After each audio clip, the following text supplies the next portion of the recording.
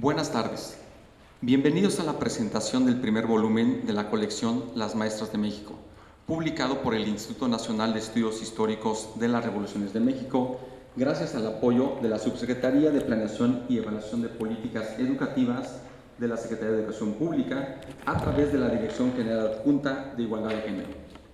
Preside este acto el maestro Javier Treviño Cantú, Subsecretario de Planeación y Evaluación de Políticas Educativas.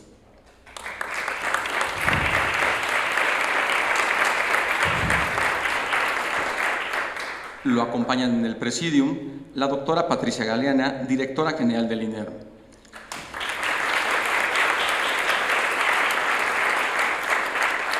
Y las autoras de la obra, la doctora María de Lourdes Alvarado, la doctora Milada Bazán, la doctora Rosa María González y la doctora Lucrecia Infante.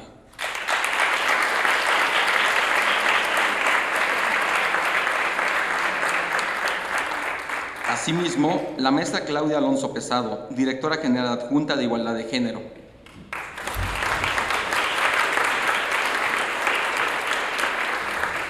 Y la maestra Guadalupe López Acosta, coordinadora de la Unidad de Igualdad de Género del INERM.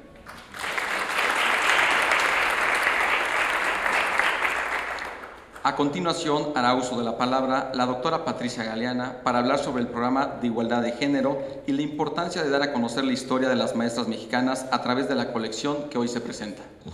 Muy buenas tardes, señor subsecretario, queridas colegas, autoras de esta obra,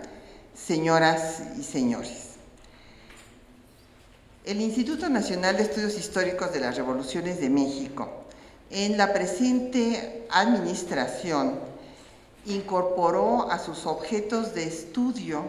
la revolución de las mujeres. Inclusive cuando dijimos que íbamos a hacer un libro sobre la revolución de las mujeres,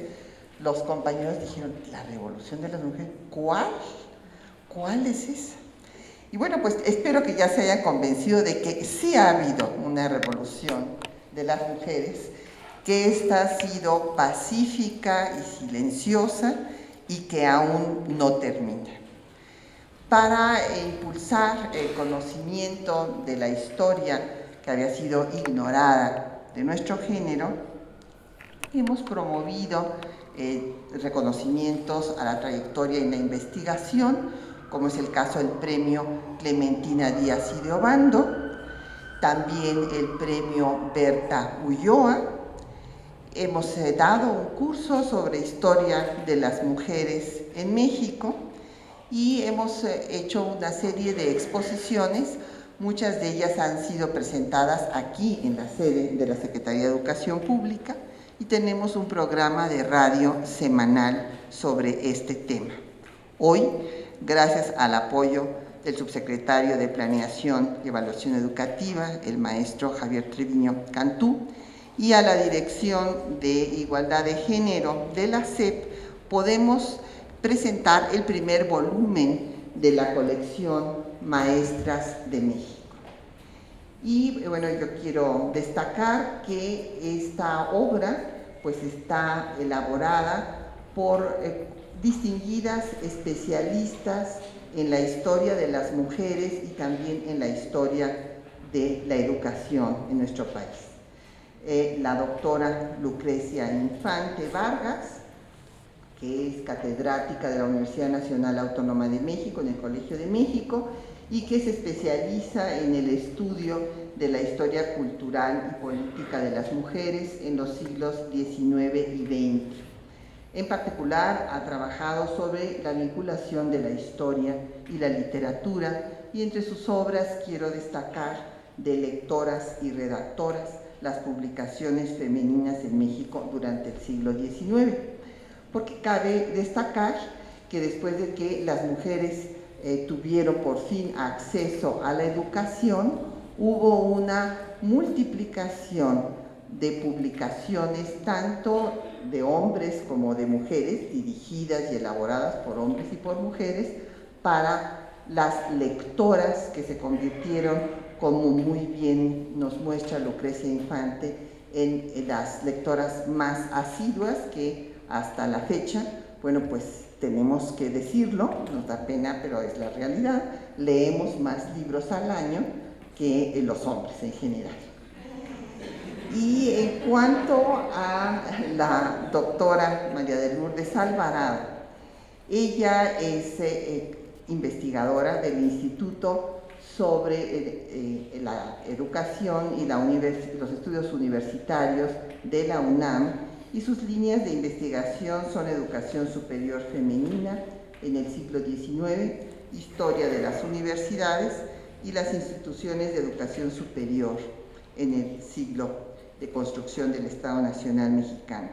Entre sus obras me gustaría destacar la de Laureana Wright, primera mujer que ingresó a la Sociedad Mexicana de Geografía y Estadística, que era el cenáculo de la intelectualidad en el siglo XIX, y que escribiera el célebre ensayo La emancipación de la mujer a través del estudio. También ha escrito La educación superior femenina en México en el siglo XIX, Demanda social y reto gubernamental, entre otras obras. Por su parte, la doctora Mírada Bazán es doctora en Ciencias Sociales por el Colegio de México, investigadora del Colegio Mexiquense, y también se ha especializado en la historia de la educación. En particular, ha publicado la historia de la educación durante el Porfiriato, En busca de la modernidad, procesos educativos en el Estado de México, y una extensa biografía sobre Laura Méndez. Cabe destacar que en la obra que hoy presentamos, ella se dedica a estudiar el aspecto educativo, sus aportaciones de la maestra Laura Méndez a la educación, mientras que la doctora Lucrecia Infante nos habla de Rita Cetina, y la maestra, la doctora María de Lourdes Alvarado, se dedica a Dolores Correa. La doctora Rosa María González Jiménez es doctora en investigación en psicología por la Universidad Iberoamericana. Sus líneas de investigación son género e historia.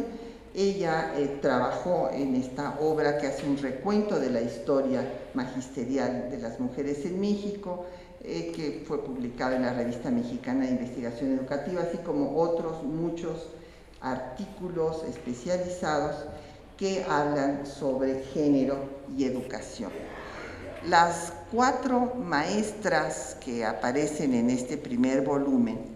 son maestras que realmente cada una de ellas hicieron aportaciones sustantivas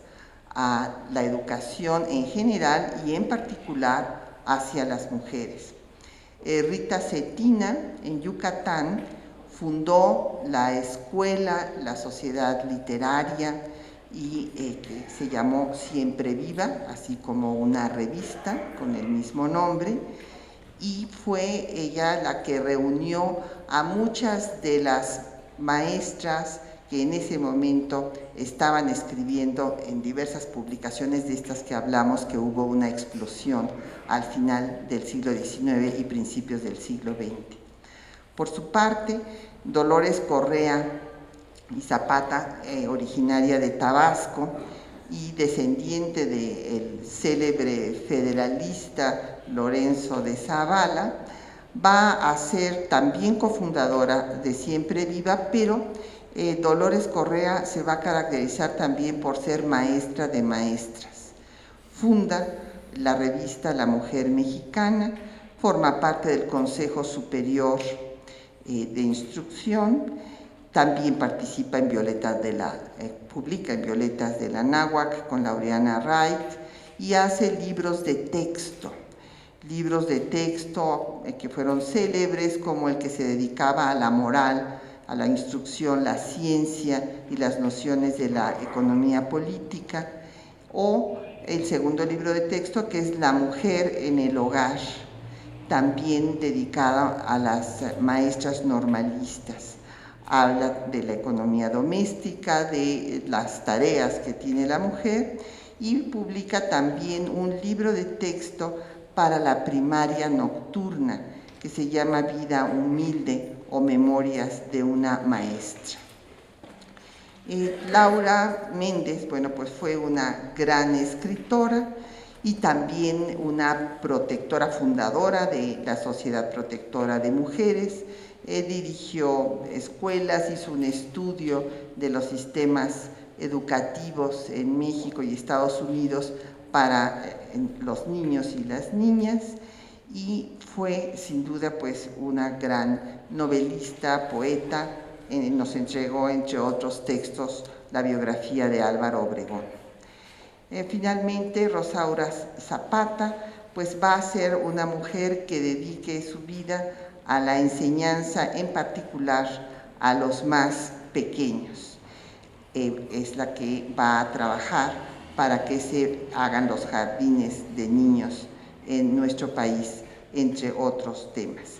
Yo creo que es un rescate muy importante el que tenemos que hacer para las maestras de México, puesto que su obra ha permanecido en muchos casos desconocida, y vamos a hacer una colección en la cual se recojan otros muchos nombres de maestras que en cada una de sus comunidades se convirtieron en el pivote de desarrollo. Hay que recordar cuando estas maestras van a las zonas rurales y no solamente enseñan primeras letras a los niños, sino también a los adultos mayores, a las trabajadoras y trabajadores del campo y a las personas en reclusión, por ejemplo. Lo mismo llevaron a cabo campañas de vacunación,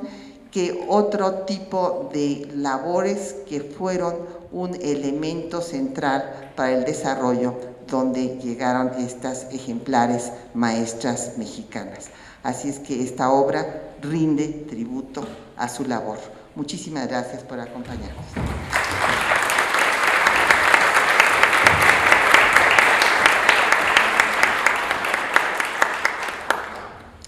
Solicitamos la intervención a la doctora Lourdes Alvarado, coautora de la obra. Buenas tardes a todos y a todas, distinguidos miembros del Presidium, colegas autoras y colaboradoras del INEM y de la SEP que participan en esta importante obra. He denominado a esta presentación o estas palabras de agradecimiento en la senda de la profesionalización del magisterio femenino. Honrar, honra. Es una expresión poco conocida y menos aún practicada, que hace algún tiempo escuché en voz de una estimada colega y que a partir de entonces he tenido presente en el desarrollo de mis tareas cotidianas, en especial las correspondientes al campo de la investigación, donde a menudo se olvida mencionar los créditos que merece el trabajo de otros compañeros y compañeras. En esta ocasión, grata para todos los asistentes, pues la presentación de un libro siempre es motivo de celebración, considero que son varias las instituciones y personas acreedores a ese justo reconocimiento. En primer lugar está la Secretaría de Educación Pública y en particular la doctora Patricia Galeana, directora del Instituto Nacional de Estudios Históricos de las Revoluciones de México, quien tuvo la acertada iniciativa de honrar al conjunto de maestras excepcionales, pioneras de la profesionalización del magisterio, a quienes rememora mediante la obra que hoy sale a la luz pública, Las Maestras de México. Primero, de una atractiva serie sobre dicha temática. Las elegidas para abordarse en este texto inicial, representativo de otras tantas que por diversas razones han permanecido invisibles a los ojos de la posteridad, muestran cualidades múltiples, excepcionales,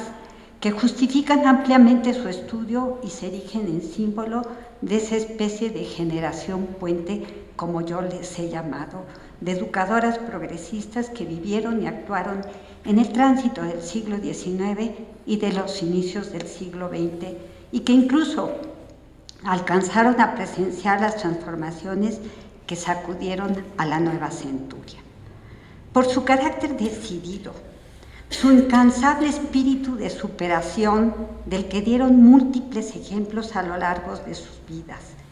por su decidida vocación profesional, por sus intereses multifacéticos y por sus múltiples aportaciones a la modernización del conocimiento pedagógico, Rita Cetina, Dolores Correa, Laura Méndez y Rosaura Zapata son dignas integrantes de figurar en este volumen príncipe. En segundo lugar, deseo hacer justo reconocimiento a mis colegas historiadoras, las doctoras Patricia Galeana, Mila Dabazán, Rosa María González, Lucrecia Infante y la participación de la doctora Mercedes Palencia, autoras respectivamente del prólogo y de los distintos ensayos que conforman el libro, cuya obra y prestigio, conquistado a través de largos años de trabajo en el campo de la investigación histórica, dan cuenta de la calidad de sus escritos. Sin duda, representa una gran responsabilidad tomar la palabra en nombre de todas ellas, deferencia que agradezco y espero cumplir adecuadamente. Por último, no puedo dejar de mencionar a las instituciones de adscripción de cada una de ellas, las que con el apoyo y vida colegiada han coadyuvado nuestra paulatina formación y a la generación de este tipo de investigaciones. El Colegio Mexiquense, el Instituto de Investigaciones sobre la Universidad y la Educación y la Facultad de Filosofía y Letras, ambos integrantes de la UNAM, la propia Secretaría de Educación Pública a través del INERM y la Universidad Pedagógica Nacional. Si bien hacia fines del siglo XIX y principios del XX era notable la fuerte demanda social y el interés del sector oficial por fortalecer la formación profesional de las maestras mexicanas, la presencia de estas profesoras, de las biografiadas, en el ámbito educativo no fue un acto de generación espontánea, sino que responde a un largo proceso de maduración y concientización en el que participaron múltiples actores interesados en la urgente necesidad de dotar a los planteles escolares de maestros y maestras profesionales en su campo, ajenos a la antigua improvisación y a las prácticas tradicionales, condiciones que en términos generales caracterizaron el desempeño del gremio en el pasado. Solo a manera de ejemplo, y por ubicarme en los inicios del siglo XIX, para ser más concretos, en mayo de 1808, traigo a la memoria la interesante serie de artículos sobre educación de las mujeres signados con un seudónimo, La Viuda Queretana, y publicados en el Diario de México, primer cotidiano que viera la luz pública en la Ciudad de México. A través de ellos, su autor o autora, pues no conocemos a ciencia cierta la identidad de quien se arropara bajo dicho seudónimo, se quejaba ante el señor diarista de la profunda indolencia de sus paisanos en materia de ilustración, lo que en gran medida esta viuda queretana adjudicaba a sus carencias económicas. Tal era el caso, según su narración, de la propia autora. Ella se describe como una joven viuda, sin más bienes que una regular educación y empleada siempre en el trabajo para solventar la manutención de su familia. No obstante sus múltiples ocupaciones, la joven confesaba que hurtaba algunos ratos a sus obligaciones cotidianas para dedicarse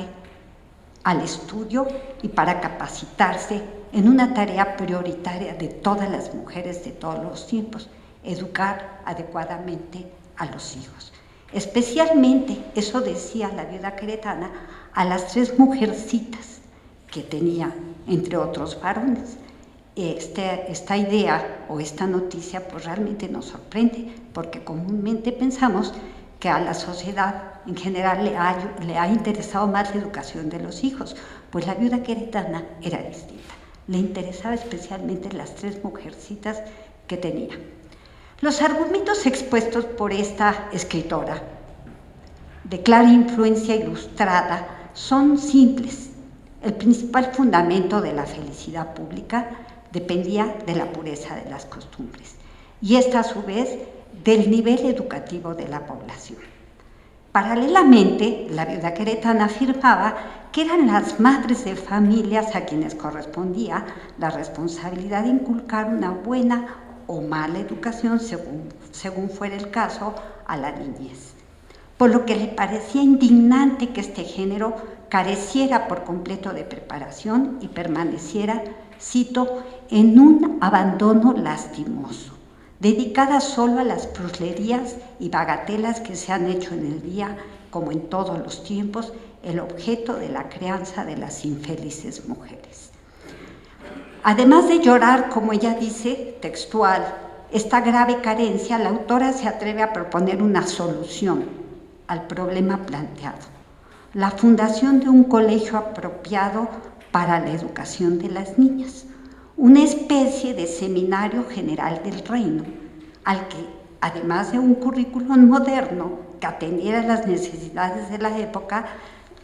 las niñas deberían de contar con una docena de mujeres de talento.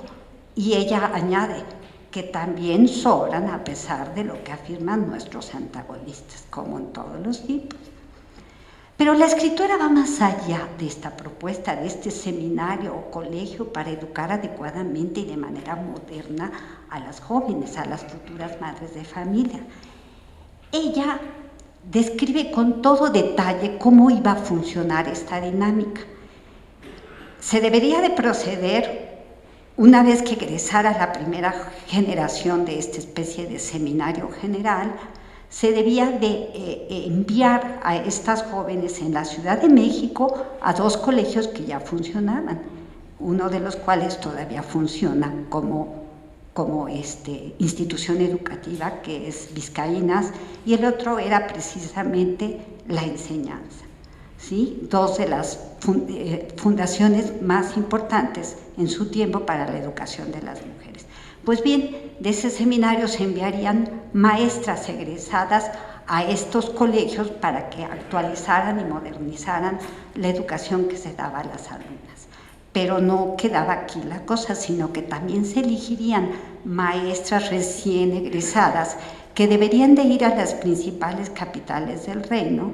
y sembrar ahí esa inquietud por la educación de la mujer. Es decir, desde principios del siglo XIX, cuando todavía incluso estaba el régimen colonial en México, encontramos demandas constantes provenientes de diversos sectores, opinión pública, intelectuales, gobernantes e incluso mujeres, con distintas lealtades políticas en un México tan convulsionado como era el de principios del siglo XIX, que estaban interesadas y lo expresaban por formar adecuadamente a las mujeres, por darle las bases para cambiar ese tipo de mujer y, en consecuencia, dar las bases para conformar ciudadanos adecuados a las nuevas necesidades que se iban viendo desde el periodo de la Ilustración y que sobre todo se hicieron sentir a partir de la independencia. Yo no puedo narrarles a lo largo de todo este tiempo, de 1808 a fin de siglo, la gran cantidad de testimonios que encontramos en las fuentes sobre este punto. La prensa periódica es riquísima, las leyes en aras de mejorar la educación de las mujeres, pero también de los hombres, de darles una educación adecuada, que se rompiera con las tradiciones que ya no venían realmente, que ya no eran adecuadas al México que se estaba conformando y que se conformó a lo largo del siglo XIX, son múltiples. Lo único que quiero destacar es que en esta trayectoria, que podría durar un curso, estudiando cada una de estas propuestas, Destaca el año de 1867 porque en un conjunto, en una legislación educativa sumamente interesante, se toma en cuenta la necesidad de formar a mujeres en un nivel de estudios superiores al elemental, ¿sí? Y se crea una escuela, la primera con nivel nacional, que se llamó Escuela Nacional para personas del sexo femenino, nacional y secundaria para personas del sexo femenino. Lo que me importa destacar es que esta escuela se crea para darles una educación superior a las mujeres, pero fue más allá, finalmente acabó siendo una normal. A falta de normales, ahí se empezaron a formar profesionalmente, con un currículo mucho más amplio que el que tradicionalmente se les daba, las jóvenes ya de mediados del siglo. Estoy hablando de finales de los 60 y los 70. Esto es muy importante porque ahí tenemos la presencia, la necesidad y la demanda de educar a esas mujeres. Continúa a lo largo del siglo XIX y esta demanda va abriendo espacio hasta que finalmente en los 80 se establece en la Ciudad de México la Escuela Normal de Varones y poco después se inaugura en 1890 la de mujeres. A partir de entonces surgen alumnas progresistas, alumnas con mejores bases y, como mencionaba hace un momento en una plática que tuvimos antes de empezar esta ceremonia, pues mujeres con esa lealtad, con ese compromiso al magisterio que hace tanta falta. Y de ese grupo de mujeres formadas en ese contexto, con esos valores, surgieron las 4 biografiadas que trabajamos o que analizamos, cuyas vidas se analizan en este libro, y no me queda más que animarlos a conocerlas porque todas son dignas realmente de salir a la luz pública y de que se conozcan sus historias de vida. Y pues muchas gracias por su atención.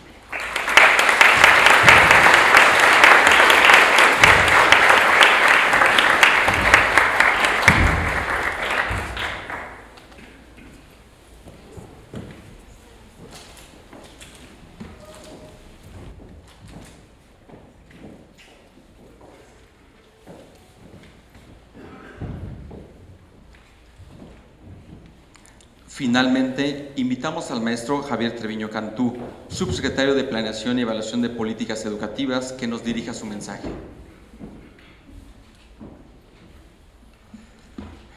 Muchas gracias. Muy buenas tardes a todas, a todos. A nombre del secretario de Educación Pública, Emilio Choifet Chemor, quiero extenderles la más cordial bienvenida a la Secretaría y quienes son compañeras y compañeros de trabajo. Qué bueno que nos acompañan aquí en el Salón Nishizawa. Realmente es una tarde muy importante porque contamos aquí con la presencia de muy buenas amigas y de grandes expertas en temas de la historia de México y en temas de la mujer. Muchas gracias, Patricia. Muchas gracias también por estar con nosotros a 3 de las autoras de este libro, por supuesto la doctora María Lourdes Alvarado, la doctora Milada Basant y la doctora Rosa María González. Gracias por estar aquí con nosotros, y compañeras de trabajo nuestras como Claudia Alonso, de mi equipo de la subsecretaría, y también Guadalupe López Acosta del Instituto. Muchas gracias. Y yo siempre me he considerado como un servidor público muy afortunado y privilegiado. Estaba recordando que hace 20 años era subsecretario de Relaciones Exteriores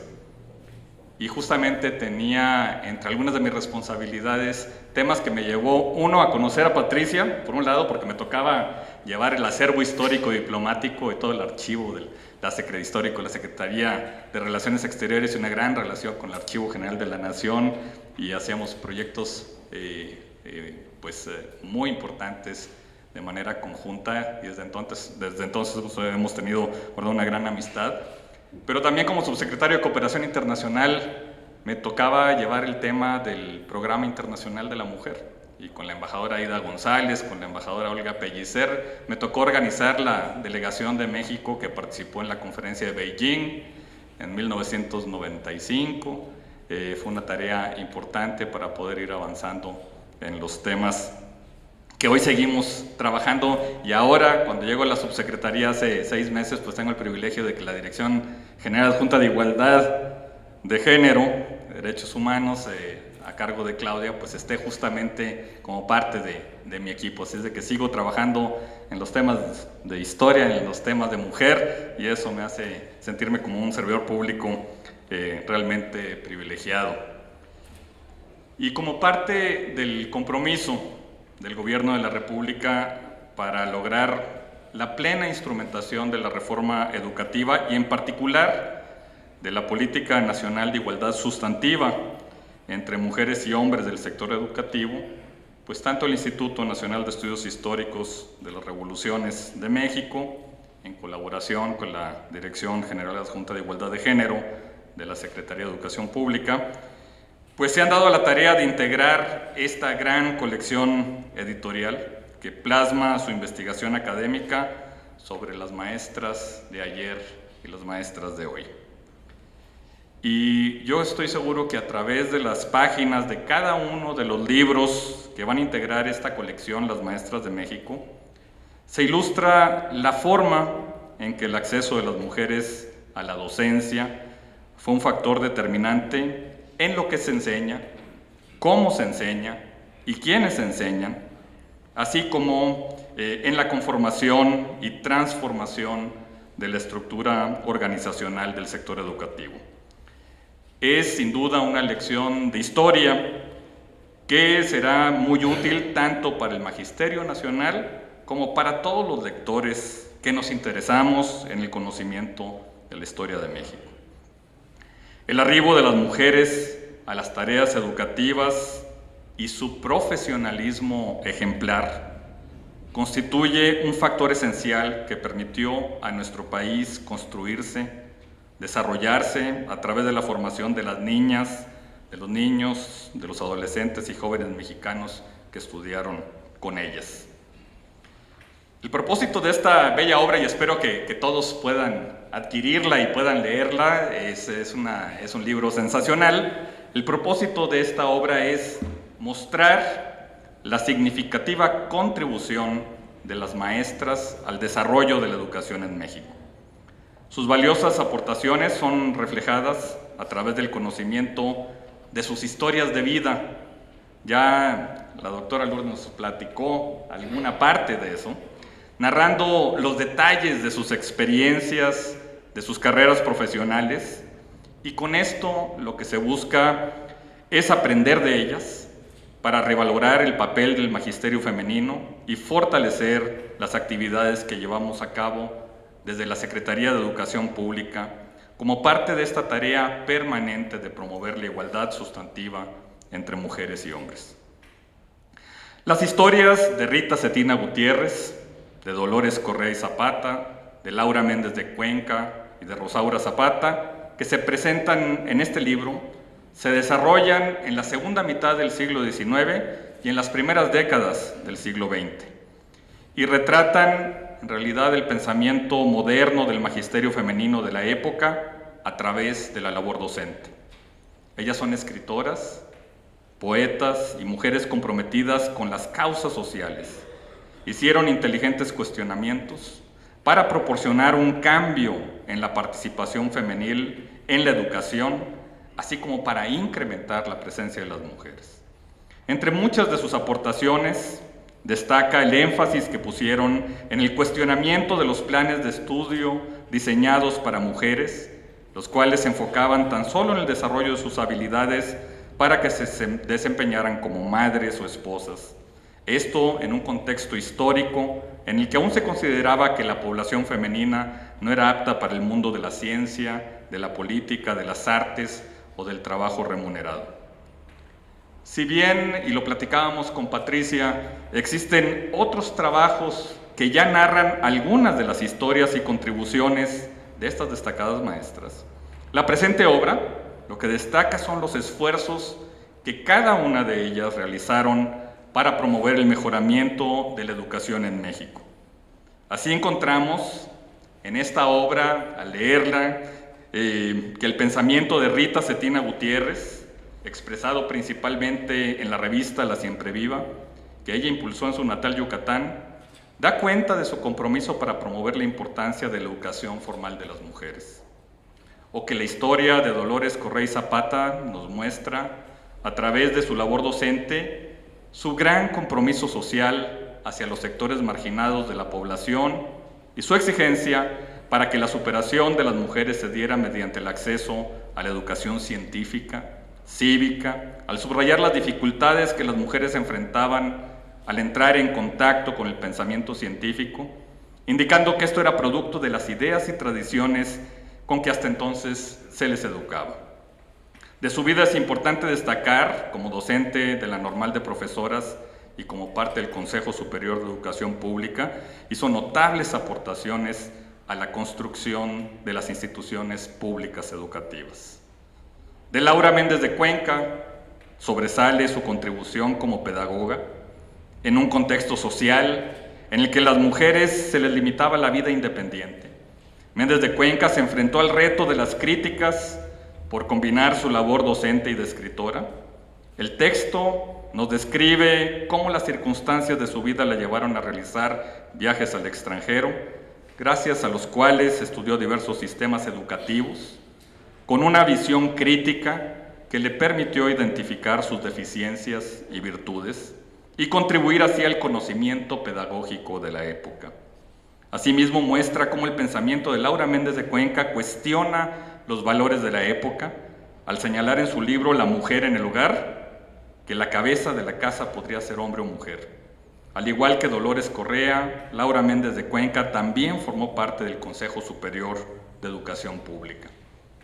Y la historia de Rosaura Zapata, quien fue precursora de la educación preescolar, se presenta en el libro como un eje de información sobre los distintos aportes teóricos relacionados con dicho nivel escolar, así como sobre los diversos cuestionamientos que hizo al rol tradicional de las mujeres en el cuidado de los hijos e hijas y la segregación en la educación.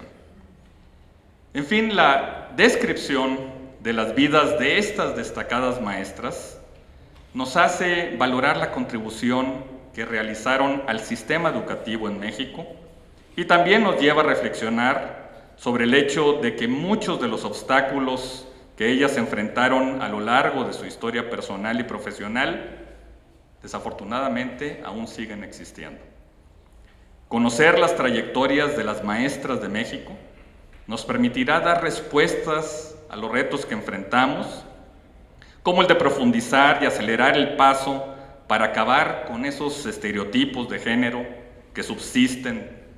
y que se manifiestan en el desempeño escolar, en la organización de la estructura ocupacional y en las múltiples relaciones de la convivencia escolar. Estas maestras precursoras contribuyeron con sus ideas, con su trabajo, a fomentar la presencia de las mujeres en la educación, al igual que a desarrollar procesos educativos incluyentes, que son la pauta para lo que hoy en día promueve la Secretaría de Educación Pública, en el sentido de impulsar una educación de calidad, con equidad, basada en garantizar la igualdad de género, el respeto a los derechos humanos y la inclusión de todas y de todos.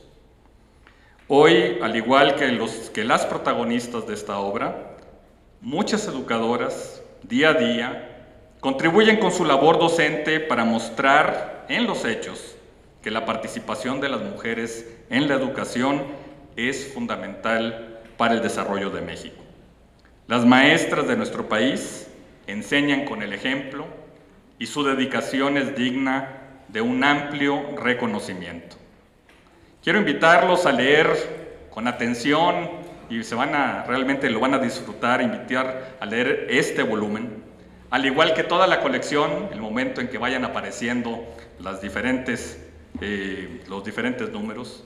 porque en ella, en esta colección y en este libro, se da cuenta del esfuerzo que hicieron como docentes y como verdaderas protagonistas de la historia de nuestro país, para que sus iniciativas llegaran a formar parte de lo que hoy es el sistema educativo nacional. Y quiero terminar con lo que inició Patricia. Sin duda, el libro refleja esta verdadera revolución de las mujeres. Es una revolución efectivamente pacífica, silenciosa, que aún no termina, y de hecho son las maestras de México quienes hoy están diseñando y están escribiendo la historia del futuro de nuestro país. Muchas gracias.